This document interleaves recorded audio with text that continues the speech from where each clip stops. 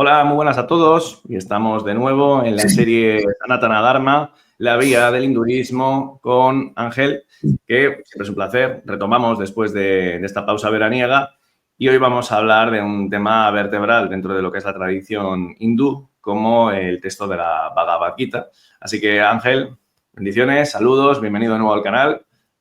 ¿Cómo estás? Y ya a partir de aquí vamos a abrir veda con este tema tan trascendental. Pues son nada más y vaya, Javi, para mí, como sabes, un placer inmenso estar de nuevo contigo, charlar contigo, estar en tu programa. Te lo agradezco enormemente, sabes que me encanta hablar de estos temas. Y bueno, pues estoy a tu disposición. El tema que hemos elegido para hoy es la Bhagavad Gita. Como has dicho, que para mí es un texto sagrado, esencial, transformador, muy importante y a veces no fácil de entender. Entonces, bueno, pues si puedo aportar algo, pues aquí está mi aportación. No me cabe duda. No me cabe duda. Así como te decía fuera de récord, ¿no? De grabación, yo creo que podemos empezar, pues eso, hablando un poco de una índole más, si se quiere, personal e emocional, ¿no? Si Sí. a Swamiji yo le he oído hablar muchas veces de que fue prácticamente su antes y después, con 15 años, ¿no? Cuando leyó por primera vez. Pues en tu caso, ¿cómo podríamos decir cuál fue el impacto que tuvo este texto? ¿Qué supone para ti? ¿Cómo te relacionas con él? ¿Lo sueles releer? Pues eso. A partir de ahí, si nos quieres hablar un poco de tu relación con la Gita de una manera extensa, encantado. Y luego a partir de ahí, que fluya. Pues muy bien. Como siempre, mi enseñanza viene del soporte de Swamiji, que le tenemos ahí. Ahí, ¿no? Esta es una foto de la Bhagavad Gita. Esa es una foto de Nityananda, que Nityananda es el maestro de Muktananda, que es el maestro de Satyananda, que es mi maestro.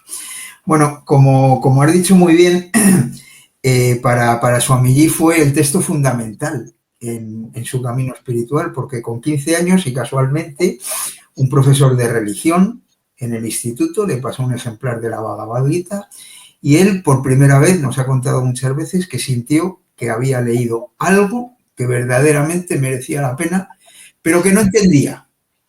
Y a partir de ahí empezó a buscar a un maestro de una manera, al principio un poco inconsciente, luego ya con 17, 18, 19 años ya más consciente, a un maestro que le explicara el conocimiento de esa Bhagavad Gita. Se fue a la India, encontró a su maestro Muktananda y empezó una vida espiritual que, bueno, ahora acaba de cumplir 70 años y ahora es él el que enseña, ¿no? Pero esa es su vida, ese es su inicio espiritual. En mi caso es muy diferente. En mi caso, yo cuando empiezo a dar yoga, trato de leer la Bhagavad Gita y yo no entiendo absolutamente nada. Y yo ya tengo una edad. Cuando yo empiezo a dar yoga, yo las cosas las he empezado tarde, ¿no? Y cuando empiezo a dar yoga, pues ya tengo 30 y tantos años. Y de esto que dices, pero ¿cómo no voy a entender yo esto, no? O sea, es todo lo contrario. Yo tenía ahí mi pequeño ego, mi tal, y dices, pero ¿cómo no voy a entender yo esto? No lo entendía, no lo entendía. Pero ¿cómo este texto dicen que es tan importante? Si a mí me parece un texto un tanto religioso, un tanto así. También depende mucho de las traducciones que leas, etcétera, etcétera. Pero había un pozo que sí que sabía que ahí estaba la esencia. Pero había, por otro lado, más que esto que tenía Swamiji de esa certeza de que está la esencia, por otro lado, claro, mi estado no tiene nada que ver y mi estado es decir, es un estado un poco de enfado, ¿no? Dice, pero bueno, ¿cómo no voy a entender yo esto? Con mis 39 años y con todos los cursos de yoga que he dado, ¿sabes? Entonces, es como una dualidad. Y poquito a poquito comienzo a leerlo, a estudiarlo, comienzo a profundizar, sigo sin entender mucho. Y es a raíz de la iniciación con Swamiji cuando de repente la Bhagavad Gita hace clac. Yo siempre lo he dicho, para mí lo que es la iniciación con Swami ha sido una iniciación un poco en el conocimiento, ha sido como todo esto que yo llevaba, porque ya ha sido tarde, ha sido con 50 y tantos años. Entonces, todo esto que yo llevaba toda la vida estudiando y que tenía deslavazado, es como que de repente cuaja. Y bueno, no quiero decir que ahora lo tenga cuajado ni muchísimo menos, pero tiene un sentido, tiene una hilaridad. Y la Bhagavad Gita es un texto que está en mi mesilla, que está en mi estantería, que leo, que releo, que estudio, que reestudio. Y es un texto absolutamente transformador. Eso es para mí la Bhagavad Gita, ¿no? Claro. O sea, una vértebra, ¿no? Una columna vertebral, podríamos decir, de lo que es tu desarrollo espiritual. Hay una pregunta antes de dar paso un poquitín, ¿no?, a un pequeño guión que nos has preparado, que lo tengo aquí delante de mí y, bueno, es magnífico. Me gustaría preguntarte, claro, es un texto que yo, de hecho, estoy en su segunda relectura, espero que sean muchísimas más. Y ahora mismo aquí lo tengo en la edición de Juan Arnau. Y tendría que preguntarte, claro, ofrece diferentes niveles, ¿no?, de profundidad interpretativa. Porque, claro, uno cuando lo lee, pues bueno, pues se plantea, ¿no?, en el marco de una batalla, luego vamos a hablar un poco más de su contexto, y que, bueno, pues se encuentran a Arjuna y Krishna y tienen un diálogo sobre el ser. Pero, claro, hay mucha profundidad. Una persona que lo lee, claro, pues se puede quedar en el contexto bélico, pero, claro, en realidad está hablando de lo que tú dices, ¿no?, de la esencia.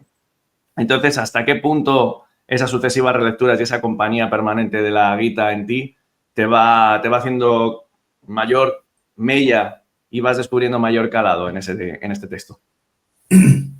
Bueno, yo creo, en primer lugar, que siempre lo digo, a lo mejor se me tacha un poco de pesado, pero es que yo creo que este tipo de textos necesitan la enseñanza o la cercanía de un maestro, por lo menos que te dé el contexto. Sí, coincido.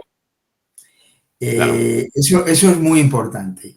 Y que te dé la guía, que te dé el camino, que te diga, que te dé la interpretación, etcétera. Y luego ya es un trabajo personal tuyo. O sea, no solo es el texto, sino leerlo, entenderlo intelectualmente, que es importante, configurarlo dentro de un contexto, que es importante, pero luego lo más importante es asimilarlo. Asimilarlo de una manera no solo intelectual, sino de una manera meditativa, interna, trascendiendo lo que es la mente. Y una vez que tienes eso, instalarlo en ti. Entonces, la Bhagavad Gita tiene todos los niveles de conocimiento. Desde una historieta, una película, una historia, hasta la mayor historia de transformación personal que puede ocurrir en ti. Entonces, claro, cada uno en su momento, la lee, la estudia y la vive de una manera determinada, también dependiendo del lugar, del momento y del estado en el que se encuentre en su sadhana. Lógicamente, en el camino espiritual hay que tener una sadhana, hay que tener una práctica, hay que tener un camino, hay que tener una guía. Si te quedas aquí, pues tu sadhana va a ser así. Si sigues avanzando, va a ser así. Y no estoy diciendo que esta sea mejor que esta. Simplemente estoy diciendo que son distintas fases. Entonces, en cada estado, el conocimiento es distinto. Cuanto más profundo, más te transforma, evidentemente. Claro.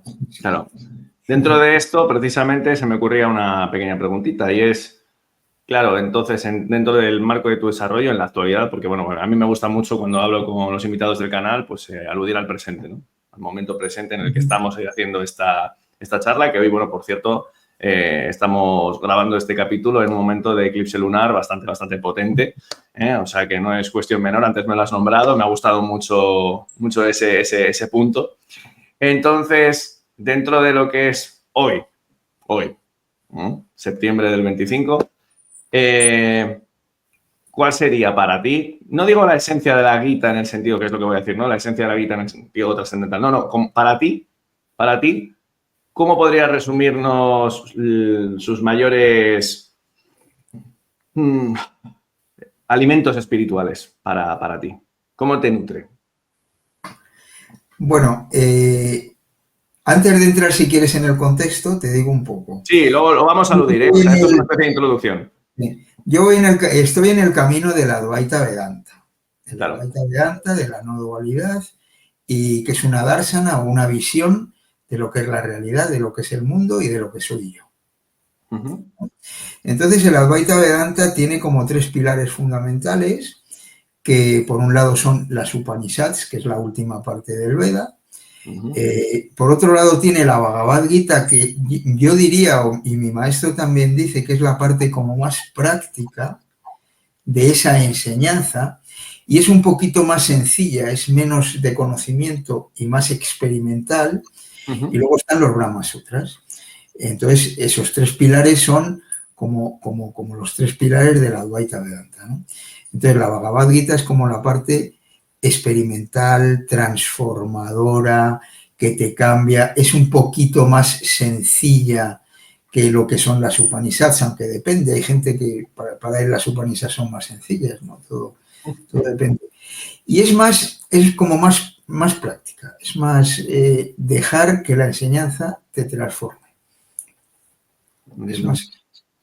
Habla de todos los yogas, aunque en realidad solamente hay un yoga, pero hay como diferentes tintes o matices de cada uno de los yogas. Entonces, por decir los más importantes, está el Bhakti Yoga, que es el yoga de la devoción, está el Jnana Yoga, que es el yoga del conocimiento, están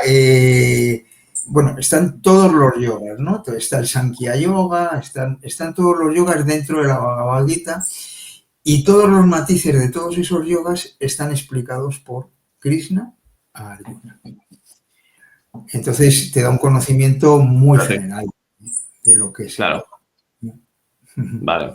Podríamos decir incluso que es como una llave, prácticamente, ¿no? Es una llave maestra para sumergirte en algo que me gusta mucho, por cierto, que es en esa vía experimental, experiencial, ¿no? O sea, ahí es cierto, ¿eh? Ahora que lo estoy revisando, sí que recuerdo palabras de Krishna Arjuna cuando le dice, sí, que está la vía de eso, efectivamente, el Bhakti Yoga, de la devoción, que está el conocimiento del el Jnana Yoga, ¿no? Sí. El Sankhya, pero cuidado, pero que la experiencia es donde vas a encontrar, ¿no? Todo eso.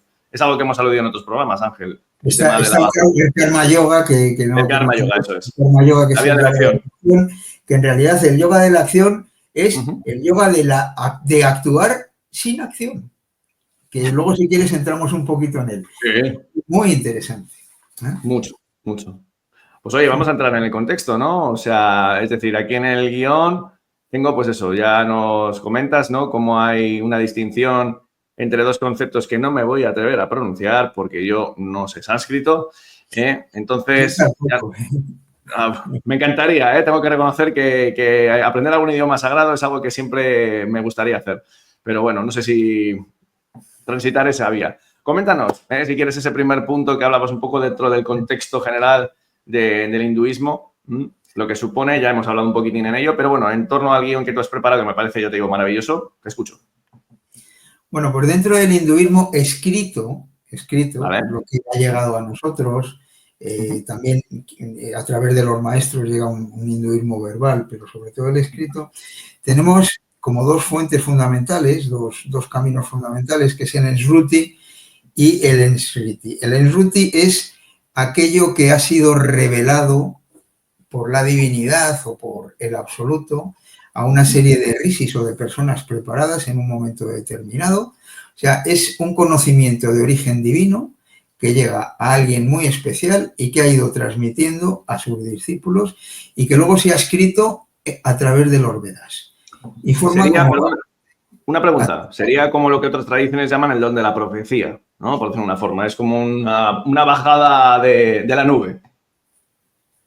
Sí, pero yo no diría más bien profecía, pero yo diría... No, pero no profecía, una cosa, Ángel, no profecía en el sentido de adivinatorio, porque, o sea, yo cuando he leído otras tradiciones, por ejemplo, la cabalística, incluso la chamánica y demás, siempre aluden a ello desde el punto de vista de situarse más allá del tiempo y el espacio. No de adivinar el futuro, porque eso está muy desvirtuado por la modernidad. No, lo profético sería, pues eso, la conexión directa con la divinidad. Eso sería un rishi. Yo creo que no. Yo creo que el conocimiento es una revelación. Ajá. Que el Rishi, en un estado de absoluta falta de mentalidad y de absoluta conexión con esa divinidad, recibe. Vale. Es un poco, tiene un matiz, es algo parecido, pero tiene un matiz un poquito distinto. O sea, en un estado concreto, tú algunas veces en algún estado de perfecta falta de mente, en un estado meditativo total, puede que recibas cierta información que luego es verdad. Lo que pasa es que, claro, con eso existen muchos errores y muchas tal, ¿no? Entonces, bueno, es una información revelada que a una serie de personas muy concretas, en un momento muy concreto, que va a ser lo que va a formar parte del Veda. El Veda, que es la base fundamental escritural del conocimiento del hinduismo, ¿vale? Okay. Entonces, es lo revelado, lo revelado. Luego existe otra parte que es el Smriti, que es lo recordado, que a mí me gusta muchísimo. Lo recordado es aquello que se va contando de boca a oreja, y si partimos de aquí y nos vamos para atrás, tú imagínate todo aquello que te van contando tus padres, de tus abuelos, de tu tal, de tu tal. Entonces, en vez de dejarlo en tu persona, ponlo en la humanidad. Y vete a la humanidad que va recibiendo información de sus antepasados hasta el origen del ser humano. ¿Qué es lo que ocurre con esta enseñanza? Con el Smriti. Pues lógicamente, como es tan antiquísima y ha pasado por tantas bocas, aunque se suele mantener de maestro a discípulo su esencia, pues hay hay historia, pero hay mucha leyenda, hay mucho cuento. Entonces hay gente que dice, esos son cuentos. Es tan importante el cuento como la historia, porque tiene una base de certeza, de verdad y de realidad que no la podemos olvidar.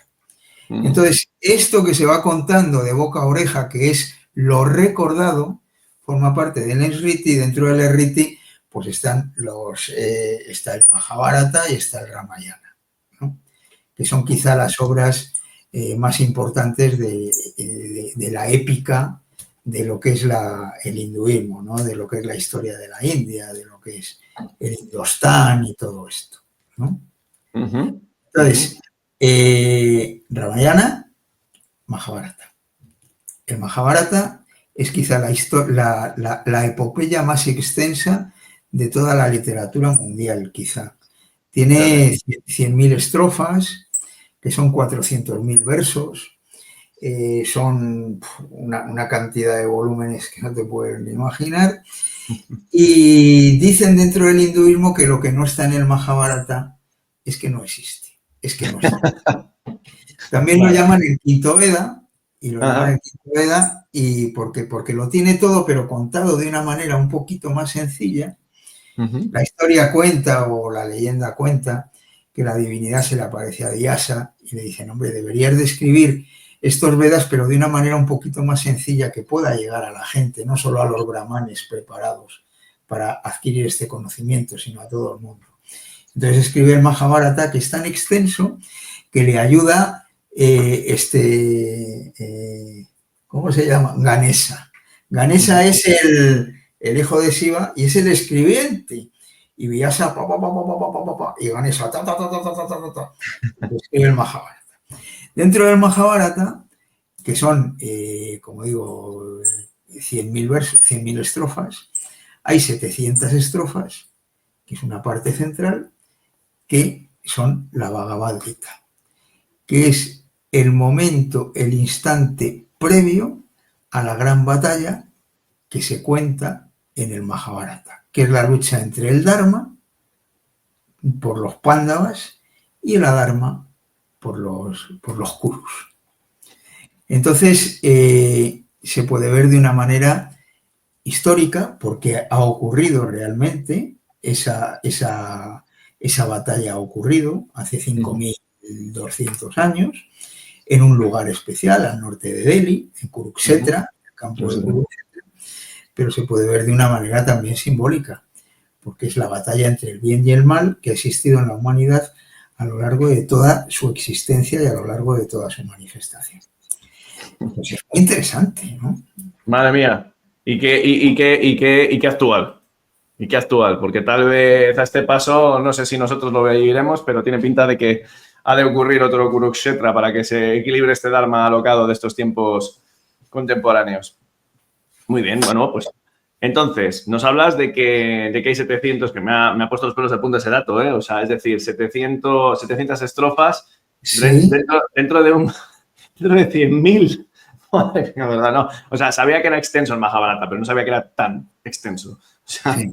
madre mía. Vale, entonces, claro, ahí acontece esa batalla y, claro, bueno, pues parece ser que Arjuna, que hasta ese momento se había mantenido inflexible en su defensa, ¿no? Del Dharma y en su carácter de kshatriya, de guerrero y de noble, Sí. vacila. ¿Qué le pasa? Para los neófitos, Ángel, ¿qué le pasa a Arjuna? Bueno, conviene conocer un poquito a lo que es el Mahabharata, ¿no? Entonces, Claro, dentro del cuéntame. Mahabharata, pues bueno, tenemos por un lado, tenemos a Bharata, por eso se llama Mahabharata. Bharata es la India, el antiguo estado de la India, que es muchísimo más grande que el que existe ahora. En aquel entonces hay dos reyes. Tengo alguna nota por aquí porque los nombres a veces se me van. Hombre, claro, normal. Está el rey, el rey Dhritarashtra y está su hermano Pandu, ¿no? Entonces Pandu decide retirarse y tiene 5 hijos, que son los Pándavas, y le dice a su hermano Dhritarashtra, le dice, cuida de mis hijos y en su momento la parte de su reino se la das, ¿vale? El bien y el mal, ¿vale? Entonces, Dhritarashtra, ¿qué es lo que le ocurre? Simbólicamente, es ciego. Simbólicamente, qué curioso. Es ciego, pero ¿por qué es ciego? Porque los Kurus, con su hijo al frente, que es Troyana, le ciegan. Y ellos son los que están defendiendo el adharma, el caos, el desorden, el yo soy yo, el todo es mío, el todo es para mí, el vosotros sois mis discípulos. Sin embargo, los Pándavas son unos kshatriyas, que hablamos hace poco de lo que son los diferentes varnas, son unos kshatriyas que lo que hacen es defender el orden, ¿no? Entonces esta es un poco la lucha. Están los primos, los unos con los otros. Lo pasan fatal, se lo hacen pasar fatal. Sí, Les mandan al exilio, les mandan 14 años al exilio, cumplen con el exilio, tratan de llegar a un acuerdo, les dan un trocito pequeñito de tierra. Con ese trocito pequeñito de tierra son capaces de construir un reino absolutamente maravilloso. Bueno, el caso es que llega un momento en que los Pándavas tratan de evitar la guerra, pero no la pueden evitar. Entonces no queda más remedio que una guerra, porque esto es o el caos o el orden. Es que, perdona, Ángel, es que tengo que nombrarlo, porque ya sabes que a mí me gusta mucho a veces también el sincretismo, lo reconozco, no porque me guste, sino porque me emocionan, ¿no? Ver estas... Es que te estaba viendo, me estaba acordando del relato bíblico de Jacob y Esaú, sí, cuyo padre, Isaac, el hijo de Abraham, era ciego. Y dices, ¿qué nos están contando todas estas tradiciones? Porque Jacob y Esaú se enfrentan y la lucha sigue hasta hoy. Entonces dices, uy, a ver si esto va a tener reminiscencias de lo que me estás contando porque es mucho más antiguo. Sigue. Quería comentarlo simplemente porque si no lo digo es como... Tiene su base. Siempre Claro. las tradiciones abrahámicas han sido posteriores a estas tradiciones. Eso es. Entonces tiene su base. Y si te das cuenta, todo esto está ocurriendo ahora. Es que está ocurriendo ahora. Es que por eso digo, por eso me emociona. Esto ocurre siempre. Ya. Ocurre siempre, porque desde que el hombre es hombre y hay dualidad, ocurre siempre. Están los buenos y los malos, llámalo como quieras. Pero bueno, entonces comienza la gran batalla. Va a comenzar la gran batalla, ya no queda más remedio, ¿no? Entonces, Arjuna es el capitán. Es el tercero de los hermanos, pero es como el más inteligente porque está Yudhishthira, que es el que el mayor defensor del Dharma, está Bhima, que es el más poderoso, el más fuerte corporalmente, está Arjuna, que es como el más inteligente, y luego están los dos hermanos pequeños, que son Nakula y Sanyadeva, ¿no? Están los 5. Pero bueno, Arjuna es como el capitán porque es como el más inteligente.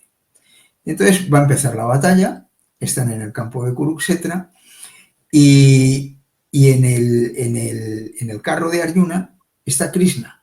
Qué curioso. Krishna es un avatar de Vishnu. Y Vishnu, cada vez que el Dharma cae, se manifiesta como un avatar, como un ser humano para restablecer el Dharma. Hasta ese momento era como su primo, un primo al que siempre había querido mucho, un gran respeto, un gran conocimiento. Pero ¿qué es lo que ocurre? Que Krishna es el que lleva, es el auriga, el que dirige el carro, pero no lucha, simplemente dirige el carro. Y Arjuna es el que lanza flechas, el que dirige, el que dice tú para allá, tú para allá, tú para allá, tú para allá. Y le dice a Krishna, llévame al centro del campo de batalla que quiero ver a todos los que están al otro lado. Y le lleva al centro, se para el carro y empieza a mirar a su maestro Drona, que es el que le enseñó a usar el arco, empieza a ver a su tío, que es el rey, empieza a ver a su tío bisabuelo, que es Bhima, que es el ser más inteligente sobre la faz de la tierra, el que adora. Y claro, dice, los voy a matar. Y ¿qué es lo que tiene? Una crisis existencial. Como tenemos muchos, en ciertos momentos en los que empezamos el camino espiritual. Crisis existencial. Y empieza a decir, yo no puedo matar a esta gente, yo no puedo matar a esta gente. Tira el arco y en un momento dado le dice a Krishna, me pongo a tus pies y dime lo que tengo que hacer, pero yo no puedo luchar. ¿Él sabía que Krishna era el avatar de Vishnu o no lo sabía? En principio no lo sabe. Él sabe que Krishna es alguien muy especial. Es como cuando tú tienes a alguien cercano y en un momento dado le reconoces como gurú. Sí. Y no le has reconocido antes como tal. Eso es. Sino, ¿sabes? Y entonces ahí es un momento importantísimo que está en el final del capítulo 1, porque el capítulo 1 de la Bhagavad Gita es la presentación de todos estos, de los que van a luchar y tal.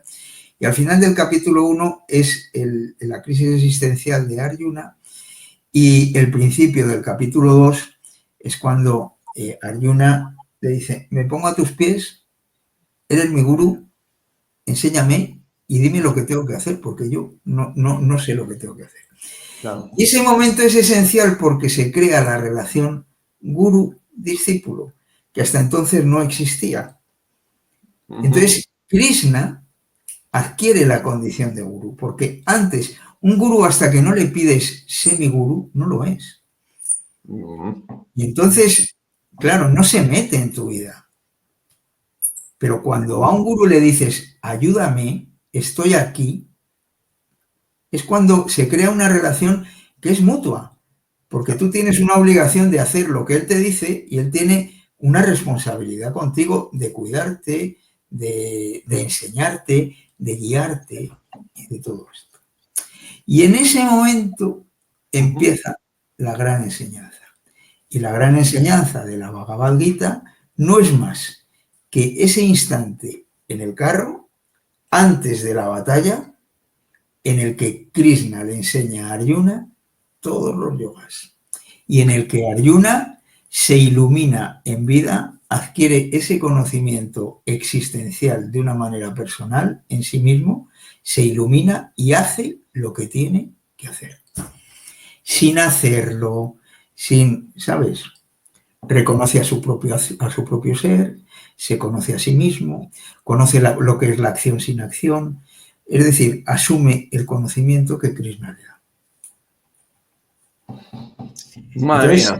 Claro, tú fíjate que hemos visto el capítulo 1, que no lo hemos visto porque es la presentación de los personajes, y hemos visto el final del capítulo 2 y el principio del 1, que es la crisis existencial y el momento en el que se crea la relación gurú-discípulo. No hemos visto más. Y fíjate todo lo que ha pasado.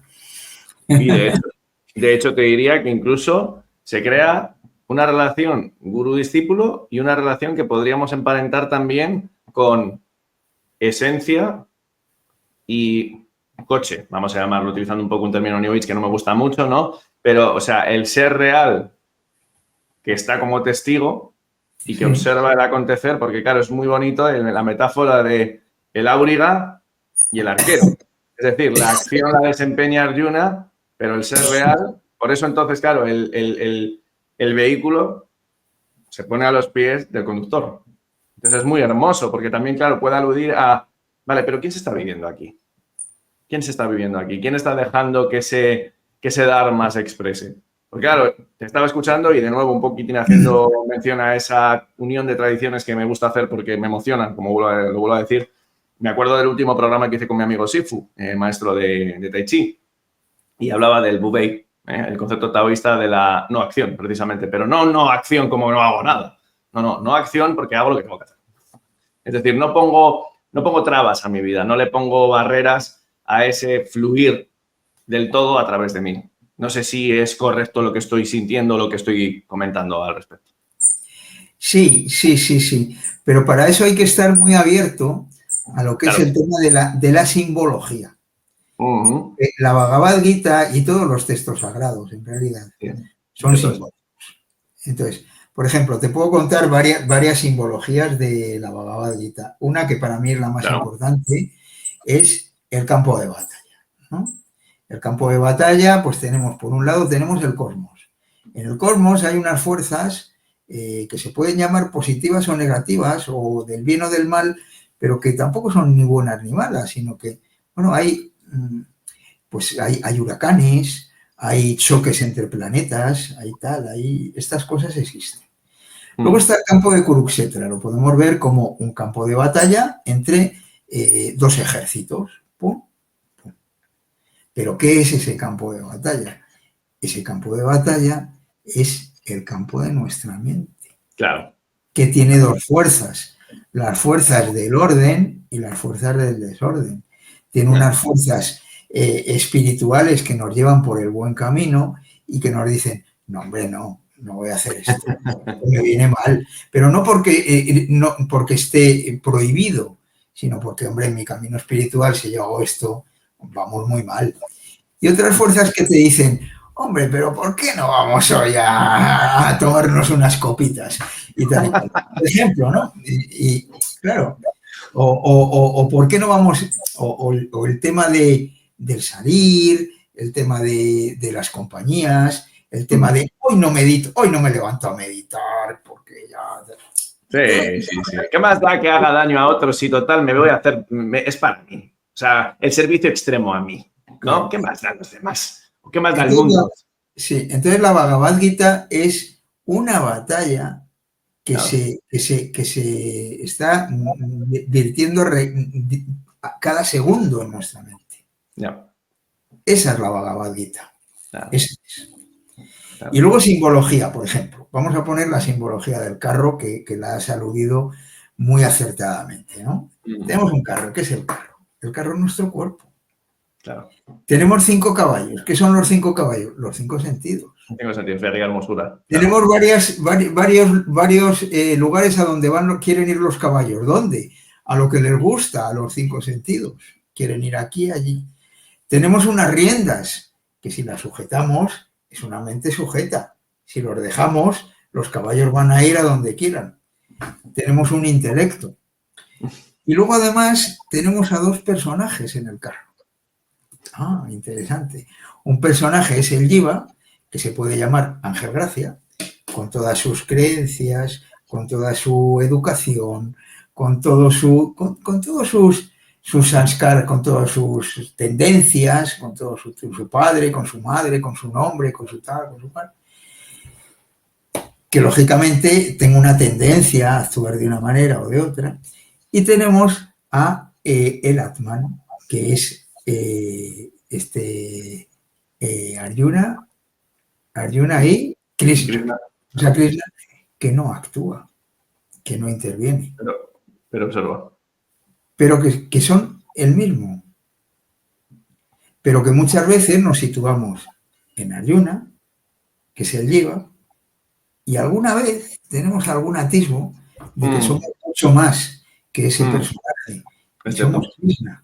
Y no hay diferencia entre Krishna y nosotros. Claro. Es todo simbólico. Es un texto maravilloso. Claro. Es que... Claro, cuando tú esto lo vas asumiendo poquito a poquito, es un texto transformador. Porque transforma tu visión del mundo, transforma tu visión de ti mismo, transforma todo. Bueno, pues vamos a ir detallando, porque claro, es que se nos quiere faena con algo tan trascendental, ¿no? Vamos a ver, entonces, tenemos a Krishna que empieza a abrir la vereda, ¿no? Cuando empieza a hablar con Arjuna. Y claro, se muestra, yo hasta dónde he llegado en esta revisión que estoy haciendo ahora, que todavía me queda bastante, claro, se muestra impertérrito e inflexible. O sea, dice, tienes que hacer lo que tienes que hacer. O sea, es decir, y de hecho se abre de manera hermosísima el diálogo o el monólogo de Krishna cuando dice, no creas ni que tú ni yo vamos a desaparecer, porque antes de nosotros ha habido un montón de cosas durante nuestra existencia y después. Pero el sabio conoce y sabe que el espíritu se va renovando día a día y vida tras vida. Y millones de vidas has vivido y millones de vidas vivirás. Por lo tanto, ¿cuál es el miedo?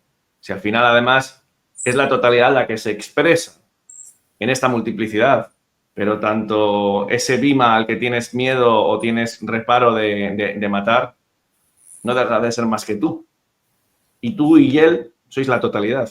Entonces, claro, ahí se empiezan a abrir un montón de melones que discernir, porque para mí la Gita es un texto que, como bien decías, lo que tiene es que creo que se conoce, ¿no?, en sánscrito como Vaiveka.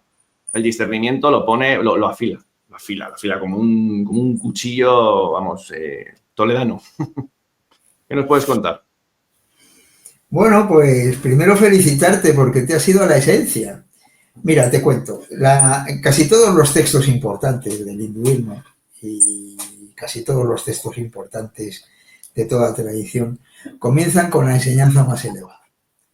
Entonces, Krishna comienza con la enseñanza más elevada, que comienza en el verso 12 del capítulo 2, que dentro de lo que se llama, me parece que es el Atmavika Dristi, que es la visión del Atman.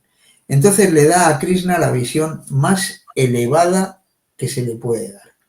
Y aquí hay una serie hay algún shloka que, hombre, yo creo que voy a leer alguno, ¿no? Porque claro. Shloka para los espectadores, ¿no? Sería como verso. El shloka es una estrofa, ¿no? Vale. Una estrofa. Entonces, por ejemplo, en el 2.12 le dice, no ha habido ningún momento en el que yo no haya existido, ni tampoco estos reyes, ni dejaremos nunca de existir en el futuro. Sigue diciendo, en este cuerpo encarnado, el Jiva, el ser, el personaje, pasa de la infancia a la juventud y a la vejez. Y del mismo modo después pasa a otro cuerpo. La persona equilibrada no se entristece por ello. Es decir, y luego le sigue diciendo que a estos que tú vas a matar porque los tienes que matar no van a morir porque son eternos. Claro. Tú que a lo mejor mueres tampoco vas a morir porque eres eterno. Le está dando lo que es la visión del Atman. Le está dando la visión de lo que es el ser, de lo que es el ser verdadero. Y le está dando la enseñanza más elevada. ¿Qué es lo que ocurre? Pues que después de esto, pues claro, Krishna se queda un poco así. Dice, esto es una manera mía de contarlo, ¿eh? Dice, tiene razón, pero... No está convencido aún. Y entonces Krishna baja un poquito el nivel de la enseñanza, un poquito, y gracias a eso nos encontramos con la Bhagavad Gita, porque si Arjuna hubiera entendido esa enseñanza en ese momento, la Bhagavad Gita se hubiera terminado. Entonces, continúa. Y entonces pasa a una segunda parte dentro del segundo capítulo, que es lo que es la visión del Dharma Yoga. Y le dice, mira, vamos a ver. Cada uno tiene su Dharma, eso se llama el Swadharma. Tú eres un kshatriya. Tu obligación en este mundo, y tú has venido a este mundo para defender a tus súbditos y para defender el Dharma. Con lo cual, no te queda más remedio que defender este Dharma que has venido a defender. Claro. Y si no lo haces, pues tu misión en esta vida va a ser horrible. Bueno. Y luego ya pasa a otra fase todavía un poquito más baja, que es el Karma Yoga. Y le dice, vamos a adentrarnos en el Karma Yoga, vamos a adentrarnos en el yoga de la acción. Y le empieza a contar que en este mundo, una vez que nos hemos manifestado, todo es acción. No queda más remedio. Aunque no quieras no actuar, tú para vivir tienes que comer y por lo menos tienes que meter la cuchara en el plato y comer. Es una acción. Pero ¿cómo hay que realizar esa acción para realizarla espiritualmente? Pues de una manera un poco de no creerte tú que eres el que actúas y que eres el que haces, que todos los frutos de tus acciones son tuyas.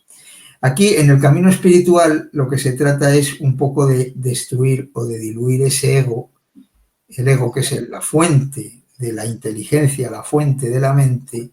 Yo hago, yo sé, yo digo, yo tal. Con esto, que es esto mentira.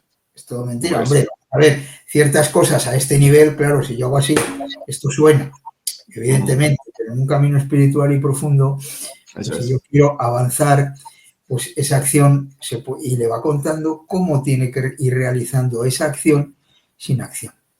¿Cómo? En varias fases. Desapego primero de los objetos externos. Desapegarte de que tu felicidad dependa de la satisfacción con los objetos externos.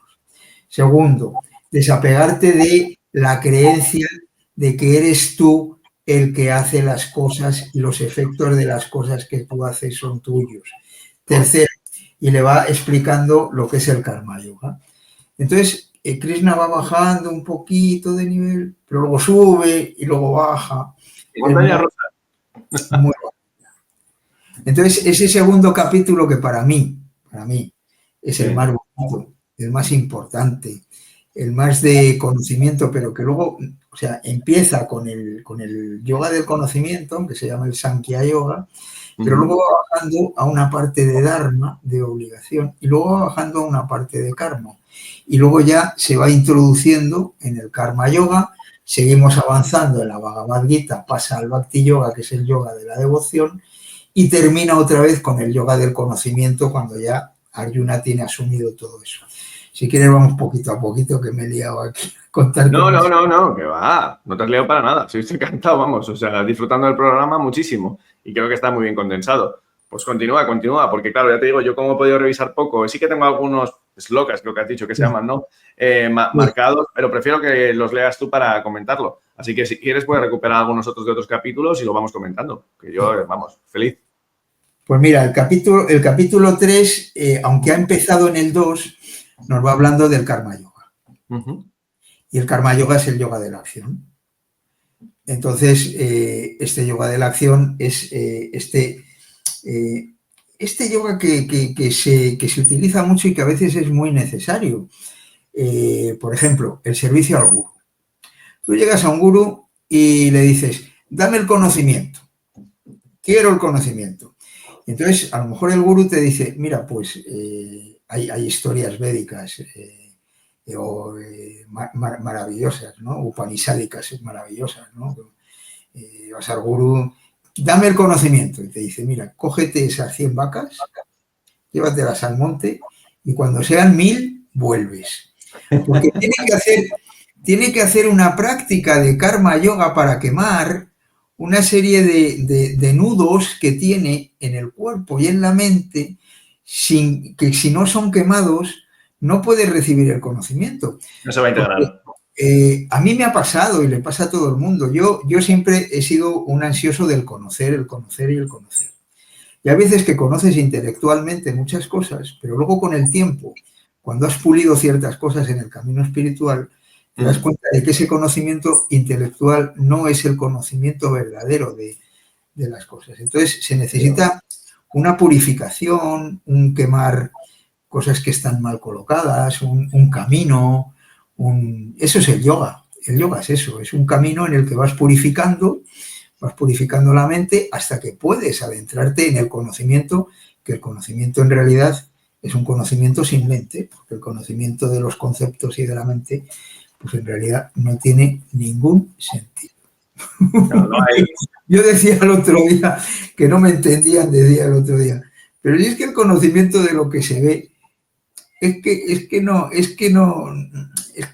tiene sentido. Lo importante es lo que no se ve, lo que no se oye, lo que no se escucha, lo que no se entiende, lo que la mente no entiende, ¿no? Claro. Entonces, ese es un poco lo que es el Karma Yoga, que habla el capítulo 3, de cómo a través de la acción vas purificando todo esto.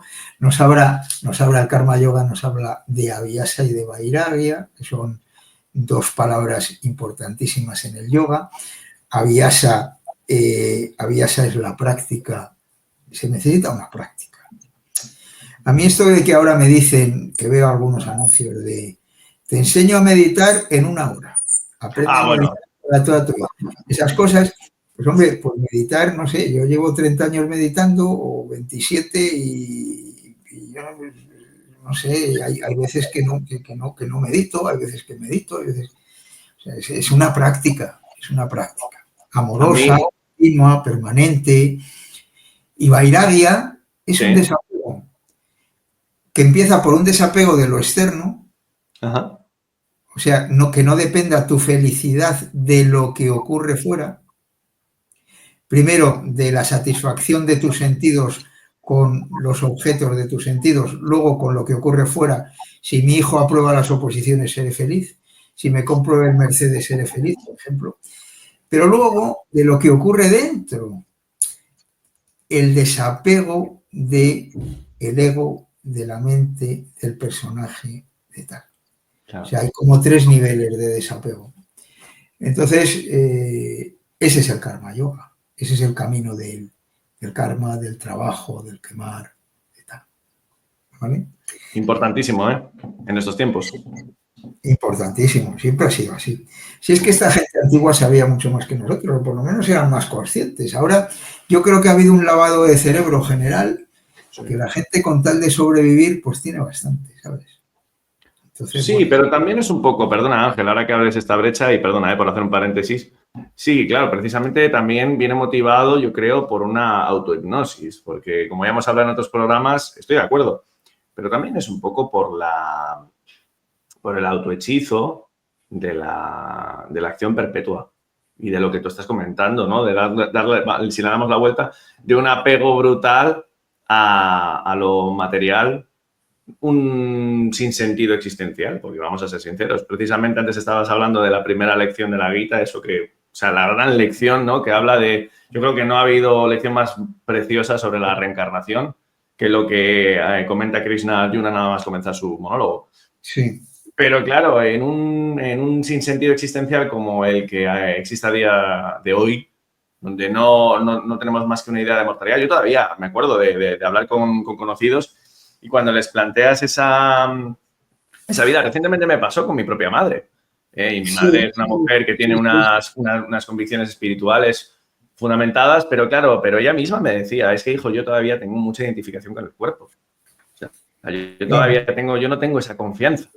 Porque la palabra es confianza. La palabra es confianza. ¿Es confianza en qué? En la propia vida. Confianza en la vida. Es confianza, es lo que Watts comenta, ¿no? No estás separado.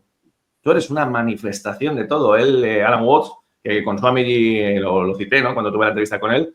Alan Watts, en su libro precioso, el libro del tabú, ya dice, no eres ni más ni menos, ojo, ni más ni menos, porque no se trata de reducirse, que lo que puede ser el roble que nace en una montaña. Es decir, el roble es la montaña, porque le da sentido a la montaña. Y el roble tiene bellotitas y tiene hojas y tiene tal, y la montaña es parte de una cordillera. Pues, por lo tanto, ¿tú qué eres? Pues eso mismo. Tú eres eso mismo. Lo que pasa es que, claro, como somos móviles y precisamente tenemos ese ego y esa mente, que, por cierto, ego y mente son maravillosos. A mí me permite pues poder hablar contigo, tener un sentido que si cojo este texto lo leo, porque puedo leerlo y lo puedo entender, pero el entendimiento, como bien comentabas antes, no es la intuición, no es la sabiduría, no es el conocimiento. El entendimiento es la red, pero no el pez. Sí. Menos lo veo así. Sí, sí, sí. Sí, pero esto que dices del miedo a la muerte, de tal, si poco a poco en este camino espiritual tú vas adquiriendo el conocimiento y sobre todo si ese conocimiento es experiencial y Eso no es. conceptual, de que tú no eres el cuerpo, ¿qué pasa Claro. con el miedo a la muerte? Pues no hay miedo a la muerte. Pero es que es el gran hechizo. Perdona que te diga, y solamente es un apunte y ahora sigues. Es que es el gran hechizo de este, no te voy a decir sistema, es de esta época. Es de esta época. O sea, si te fijas, vamos a ser sinceros, Ángel, ahora que has abierto este melón, si tú te fijas, el miedo fundamental de, ay, no tengo trabajo, ay, no tengo vivienda, ay, no tengo... Todo lo que se esconde detrás, a mí me gusta llamarlo el miedo primal, es el miedo a morir. Entonces, a ver, yo estoy muy contento de este avatar Javi con el que estoy manifestándome en esta vida. Pero claro, cuando empiezas a discernir, y como a mí me gusta utilizar la expresión abrir el angular, ¿no? Te vienen a la mente las películas de John Ford, por ejemplo, ¿no? Esos westerns de repente se abre el plano, ¿no? Y hasta donde al menos llego, te vas dando cuenta de que efectivamente, o sea, mi cuerpo está formado del alimento que yo como.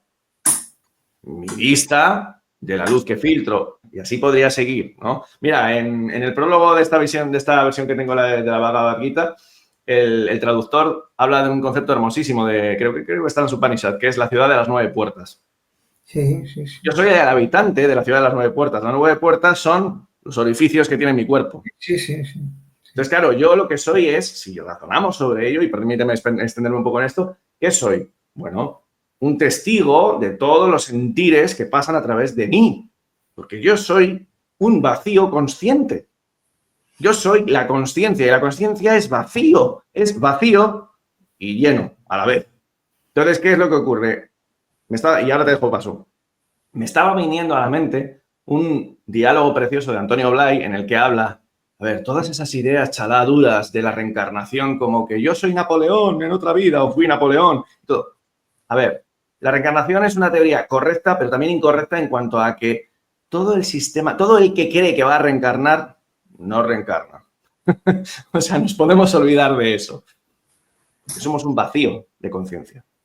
Quería traerlo a colación porque me parece importantísimo, porque creo que si hay algo que se abre a partir del razonamiento, pero sobre todo de la experiencia de esto que estamos comentando ahora, es la libertad. Y creo que pocas cosas más importantes en el mundo moderno que la libertad. Sí, sí, sí, está claro. Lo que pasa es que la libertad es que me has abierto un boquete ahí. Mira, no, que me has abierto un boquete para poder seguir hablando de. Claro, pero de eso se trata, amigo mío. El capítulo cuarto de la Bhagavad Gita habla del yoga de la sabiduría y como fundamento del yoga de la renuncia a la acción. Mira. Y en uno de los eslokas, creo que es el 37, nos habla de lo que es el karma. Venga. Vamos a ver muy deprisa, muy deprisa, no me quiero entretener mucho. Lo que es el karma existe en este plano del jiva. En este plano del jiva existen una serie de teoremas o de teorías. Entonces, hay una ley de la causa y una ley del efecto. Si yo hago una serie de acciones, esas acciones van a generar unas consecuencias.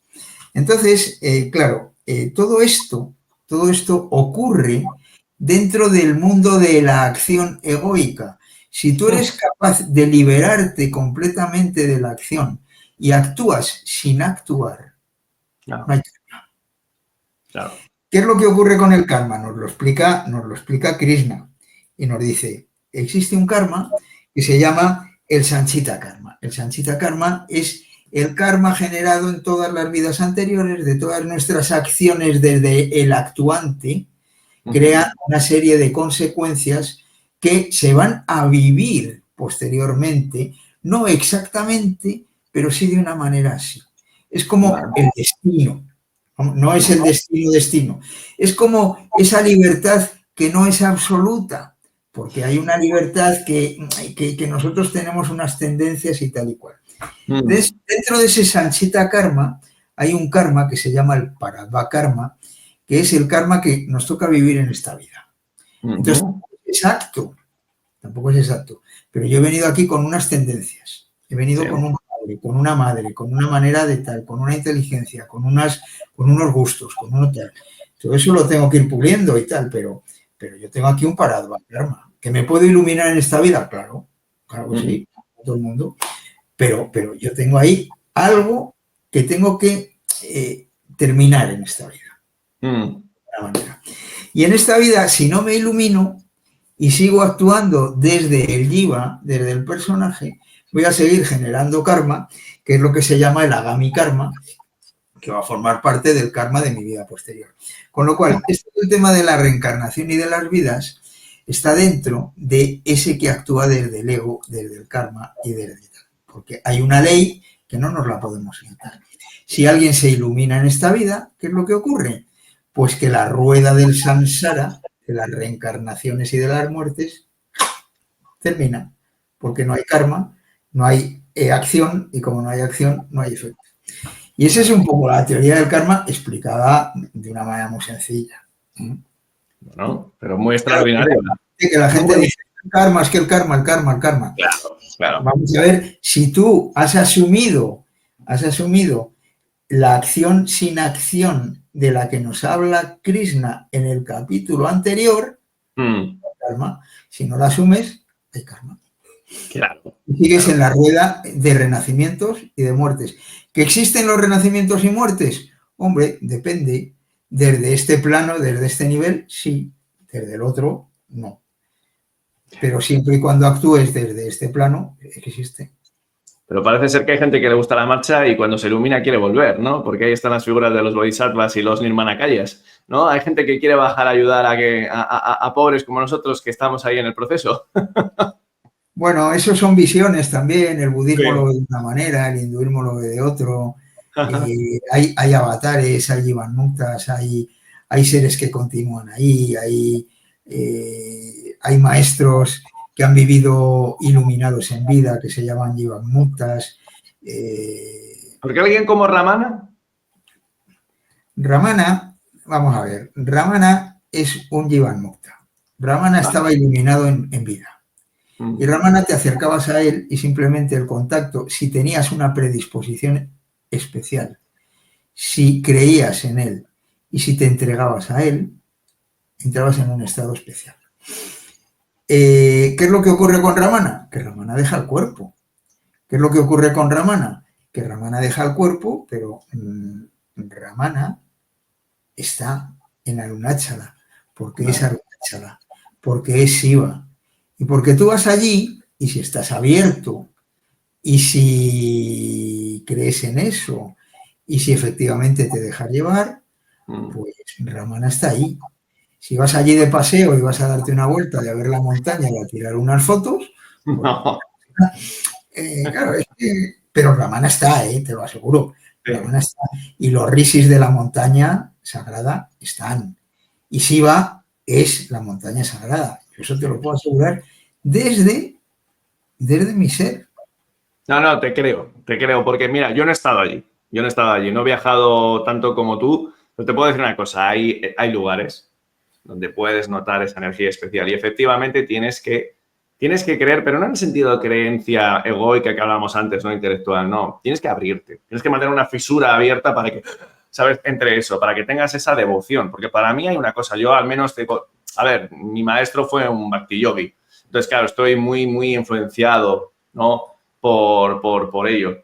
Y claro, para mí la devoción es importantísimo. O sea, es decir, el camino del amor y de la gratitud, claro, es muy fácil decir que uno se tiene que abrir a la recepción constante para precisamente vivir desde esa no acción.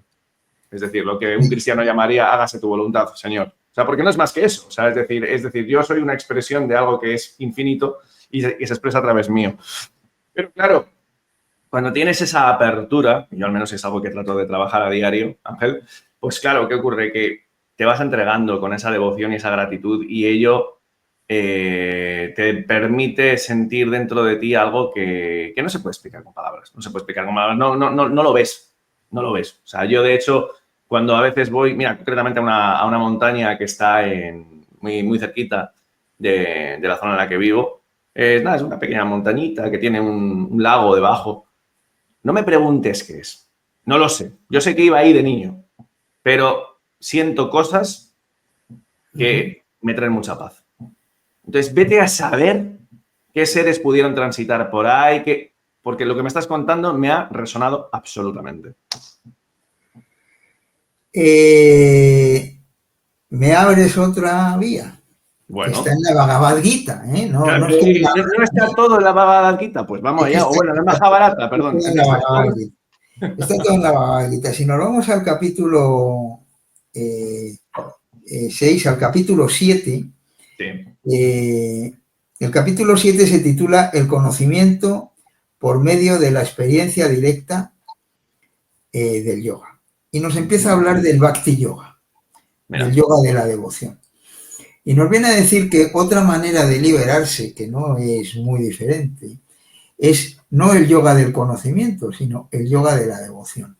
Si tú te entregas a la divinidad completamente, lo dejas todo en manos de la divinidad, ¿qué es lo que ocurre? Primero, la acción deja de ser acción, porque tú simplemente te entregas a él y dices, yo todo lo que hago, lo hago por ti, para ti y tal, no lo hago para mí. Entonces el ego desaparece. La confianza aparece porque dices, estoy en tus manos. Exacto. Entonces Ramana lo decía. Ramana decía que no son distintos el camino del jnana, que parece que él es más conocido por el camino del conocimiento, que el camino de la bhakti. Que al final son distintos, pero que al final son lo mismo. Y que al final se juntan. El camino de la bhakti quizás sea más sencillo para determinada gente, porque el camino del jnana para determinada gente no es sencillo, ¿no? Es ese conocimiento que está más allá del conocimiento. Y la bhakti hay gente que es más devocional y le resulta más fácil entregarse y tal. Y además estas experiencias pues les ha pasado también a Santa Teresa, a San Juan de la Cruz, tal. Son experiencias de samadhi total. Totalmente. Son experiencias de samadhi. Entonces, de ese capítulo los siguientes capítulos nos hablan bastante del Bhakti Yoga, nos hablan de lo que es Ishvara, nos hablan de la diferencia entre Purusha y Prakriti, es decir, entre el campo y el conocedor del campo, nos hablan de todas estas cosas. Y en uno de ellos Krishna le dice, Arjuna le dice a Krishna, bueno, ya llevamos mucho tiempo hablando, manifiéstate. Vale. Enséñame quién eres. Y salía Krishna se manifiesta. Claro. Y Arjuna se pega un susto que le dice, vuelve a tu estado otra vez que no puedo con esto. Y en eso está muy basado el yoga de los natas, ese yoga que es el principio del hatha yoga medieval, en el que dentro de tu cuerpo ven a la divinidad. ¿Entiendes? Entonces, ese yoga inicial, hatha yoga inicial, es el sacar esa divinidad de dentro de ti mismo. No es hacer asanas por hacer asanas o respiraciones o pranayamas, sino por despertar esa divinidad de esa parte del cuerpo que está dentro de ti, que no es diferente a la divinidad que tú eres en realidad. Fíjate. Entonces, claro, es que la Bhagavad Gita es maravillosa, no me digas que no. A ver, o sea, todavía estoy a la mitad, pero ya sabes lo que voy a hacer. En cuanto dejemos de grabar, me voy a ir a cenar y, vamos, luego, antes de ir a dormir, a retomar esto. Y tengo que confesarte que te he oído hablar de los natas y me estoy acordando del libro Las bases del yoga de Swamiji, que no lo tengo, pero me parece que me voy a dar un pequeño regalo de comienzo de temporada, de comienzo de temporada laboral, para que me acompañe. Sí. Bueno, no podemos comentar mucho más. Yo, si quieres, pasamos luego ya a partir del capítulo, me parece que es los últimos 6 Sí. 18, 12, 13, 14, 15, 16, 17, 18. A partir del 13 vuelve cuando ya le ha dado, del 13 al 18, cuando ya le ha dado todo lo que es un pequeño inicio, un pequeño del jnana, un pequeño del bhakti, un pequeño tal. Hay un capítulo 6 muy interesante que es el yoga de la meditación, que le dice cómo tiene que meditar, en qué lugar, de qué manera, cómo tiene que respirar, a dónde tiene que mirar. Es importantísimo. Yo lo utilizo mucho en mis clases de meditación, el capítulo 6 de la Bhagavad Gita. Y luego pues nos vamos al capítulo 18, que es muy extenso, es el último. Y para mí, pues, hombre, a mí me gusta más el 2, pero el 18 es maravilloso. El 18 es maravilloso, es el final de la enseñanza, es como el cuajarlo todo, y es como el momento en el que Arjuna reconoce que ha adquirido ese conocimiento, se libera en vida y dice, vamos allá, vamos a la batalla. Entonces, si quieres, te leo algún shloka del capítulo 18. Tenía que ser 18. Es que lo siento, es que tengo que hacer, es que tenía que ser 18, que suman 9, igual que es el número que ya te eleva, ¿no? Igual que los 144.000 de la Biblia, que suma 9. Bah, es que de verdad. Lo siento, tengo que, ya sabes. Me van a llamar Javier el sincrético. En fin. Continúa, Ángel, perdóname. Sí, bueno, pues te leo alguno y ya está. Dice. A ver. Dice. A ver. Por ejemplo, aquí. Habiendo renunciado al egoísmo, la fuerza del lugar, la arrogancia, el deseo, la ira, la codicia, la libre idea de lo mío y lo tranquilo, está preparado para convertirse en Brahman, porque aquí Arjuna le pregunta qué es Brahman. Brahman es el absoluto, ¿no? Entonces luego pues le explica lo que es Brahman, por ejemplo, y le viene diciendo todo esto, ¿no? De este modo, ya termina la enseñanza de Krishna, ¿no? De este modo te he expuesto la sabiduría que es más secreta que el propio secreto. Reflexiona a fondo sobre ella y después obra como quieras. Es decir, este conocimiento secreto no es porque sea secreto porque no esté escrito, porque dice, si está escrito, ¿cómo va a ser secreto? No. Es secreto porque solamente lo entiende quien se entrega a un maestro y quien libera su mente para poder entender el secreto. Por eso es secreto. Y por eso no se puede contar a cualquiera. Y por eso es sagrado. Entonces es sagrado y es secreto. ¿Vale? A ver, alguno más para terminar. A ver, venga. Escucha de nuevo mi palabra suprema, la más secreta de todas. Te voy a decir lo que es bueno porque te quiero tiernamente. Abandona todos los deberes y refúgiate solo en mí. Yo te liberaré de todas tus faltas. No te preocupes. Esto no debes decírselo nunca al que no se haya mortificado, al que no haya practicado, al que no sea devoto, al que no preste servicio, al que no quiera escuchar, al que dude de esta enseñanza. Y por último,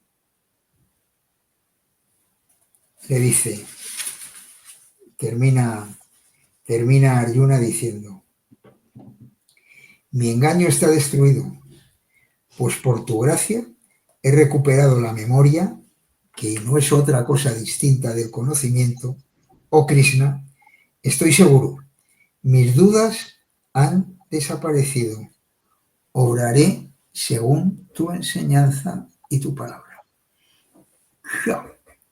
A la lucha. Bueno, pues esto es un poco la Bhagavad Gita. Hemos comentado muy poquito, he dado una visión general. Te habrás dado cuenta de que la amo profundamente. Sí, se nota. Hablando de energías antes, se nota. Y bueno, aquí te puedes despegar toda la vida hablando o tratando de hablar de este texto tan maravilloso. Cada día que lees algo, descubres algo nuevo. Ya, ya. ¿Sabes? Es que cada día tiene su Para sentido. eso hay que tener un poco el amor a la enseñanza, hay que tener Claro. un poco el camino marcado, hay que tener un gurú al que amas, al que le sigues, al que te dice, lee esto, pues lo lees. Haz esto, pues lo haces. Claro. Y saber que lo hace porque es lo mejor para ti, no porque... Claro, encontrar un gurú de este tipo, pues A día de hoy. es una gracia que, bueno, pues hay que estar muy agradecido, muy contento. ¿Qué quieres que te diga? No, madre mía, cómo no hablas, claro, ¿no? Por supuesto, todos los días, de hecho, doy gracias, en mi caso, ¿no? Porque vamos, en un mundo tan revuelto, ¿no? Donde todo es, ya lo hemos comentado en otros programas, ¿no? Donde todo es precisamente mercadotecnia y todo ofrecen, bueno, pues eso, aprender a meditar en 1 hora. Como hubieras comentado antes, pues encontrar un carácter genuino, ya no digamos una maestría, pues es algo maravilloso. Pues Ángel, ha sido un programa fabuloso. Yo la verdad es que estoy encantadísimo. Espero que a los espectadores les haya gustado tanto como a mí. Y que, pues como siempre estamos haciendo, ¿no? Con estas pinceladas, incitar, si se puede decir, incitar, ¿no? A desarrollar esa devoción y ese amor por el conocimiento, por sumergirnos en estas tradiciones que tanto, yo al menos desde mi pequeño canal lo que trato de hacer, trato de verter, que son las mejores aliadas para surfear estas tumultuosas aguas. Y yo creo que hoy hemos dado con una tabla de surf de primer orden, vamos, digna de la Champions League. No sé si quieres añadirnos algo más, pero vamos, estoy encantado. Es un texto muy especial. Es un texto que más que el conocimiento que tiene intelectual es esa fuerza transformadora que tiene cuando te metes en él. Claro. A Swamiji le cambió la vida, y si le ha cambiado la vida a Swamiji, este texto puede cambiar la vida a cualquiera. Lo que pasa es que, claro, todo esto necesita unas pautas y esto no es... Te puedes quedar en la batalla de Kurukshetra, entre los Kurus y los Pándavas, y decir, bueno, estos se dieron bien, o puedes profundizar un poquito más. Así es, así es. Bueno, y a todas luces que hoy pues lo hemos hecho y, de nuevo lo digo, y necesitamos hacerlo. Pues Ángel, es un placer, ¿eh? Próxima parada, ya lo decidiremos. A los espectadores, muchísimas gracias por vuestro apoyo y por vuestras visualizaciones, comentarios, que de hecho deciros que si queréis en los comentarios, dejadnos cualquier apreciación y si tenéis alguna idea para esta serie que estamos haciendo Ángel y yo, Sanatana Dharma, la vía del hinduismo, pues estaremos leyéndoos para, bueno, pues oye, tener en cuenta que nos podéis sugerir de cara a nuevos capítulos. Un fuerte abrazo, bendiciones a todos y Ángel, gracias de todo corazón, ha sido una pasada. Bueno, pues gracias a ti, ya sabes que me encanta charlar contigo, me encanta acudir a tu programa. Te agradezco mucho porque para mí es un placer hablar de estas cosas y espero que les guste a tus seguidores. Así que hasta la próxima. Un abrazo. Shiva. Un abrazo a todos.